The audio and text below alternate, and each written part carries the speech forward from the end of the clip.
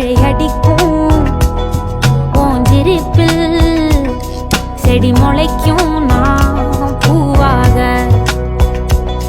வெயில் அடிக்கும் நாள் வரைக்கும் கொடை பிடிப்பேன் தாயாக.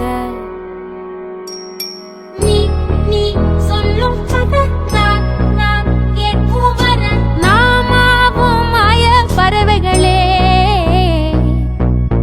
தென்கிழக்கு தேன் சிட்டு செம்பருத்தி பூ